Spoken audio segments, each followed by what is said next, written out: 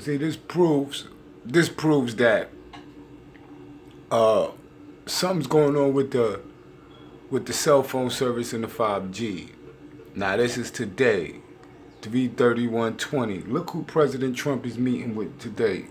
He's on a phone call with them. Just listen to this right after her.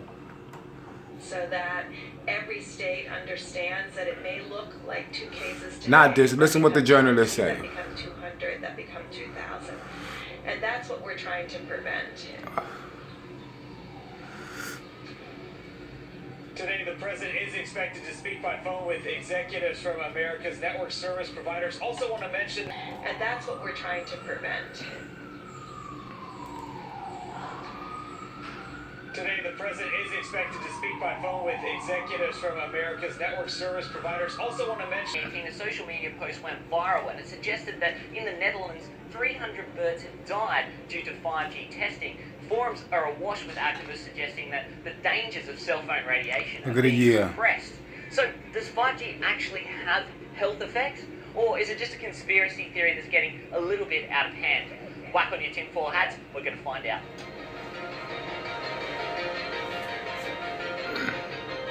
5G. One word. Radiation. All of our connected devices emit radio frequency electromagnetic energy of various wavelengths.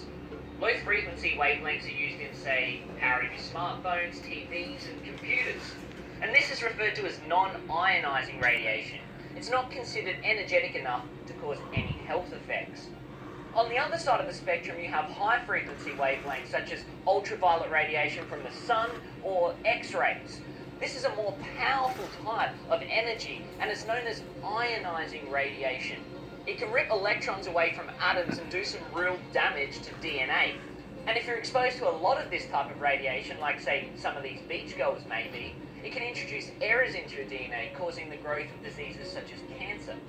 Fortunately, 5G radiation is non-ionizing, completely different to radiation from the sun or from X-rays. Wait, so why are people worried?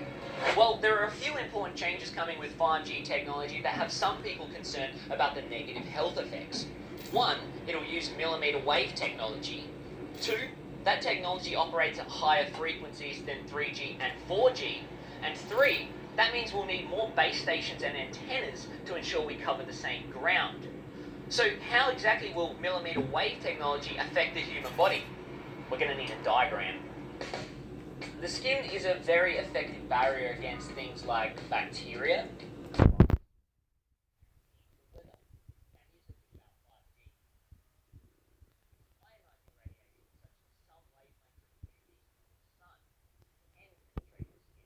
Whereas things like radio waves actually penetrate through the skin without doing any damage at all. They only barely penetrate the skin and they don't have the energy required to damage DNA.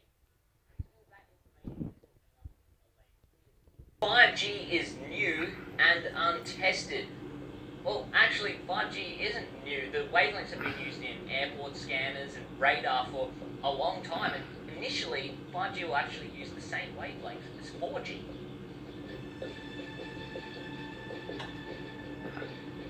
More antennas means more exposure.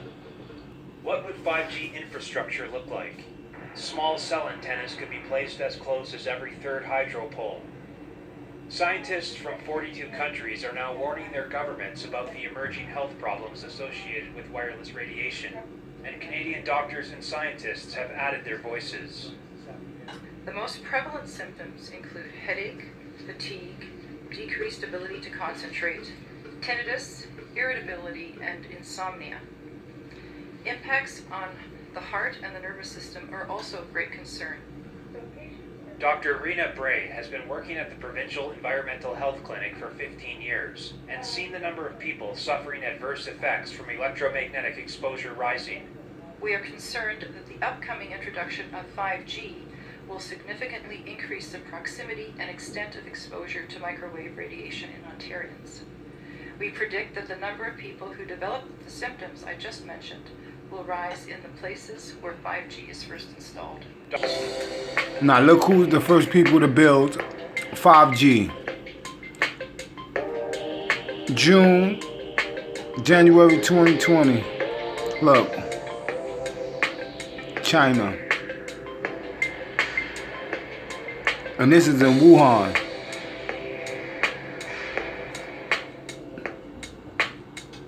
The first to get 5G in 2019.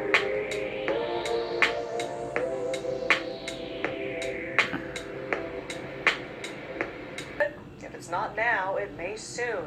Wireless carriers are installing millions of them across the country to enable the new, faster 5G cell phone technology. But tonight, Look at Julie this. wants to ask the question you're not 2018. supposed to ask. Are there legitimate health concerns? It's keeping John Heastand up at night.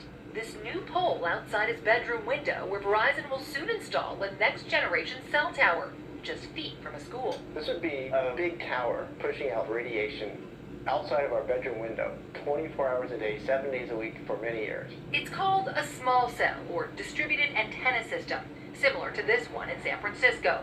The industry says they're safe. Many in Piedmont aren't convinced. Our daughter is a cancer survivor. 13-year-old Sophia has been one of many petitioning the city council to deny this cell tower and others. I'm also a brain cancer survivor, and I am against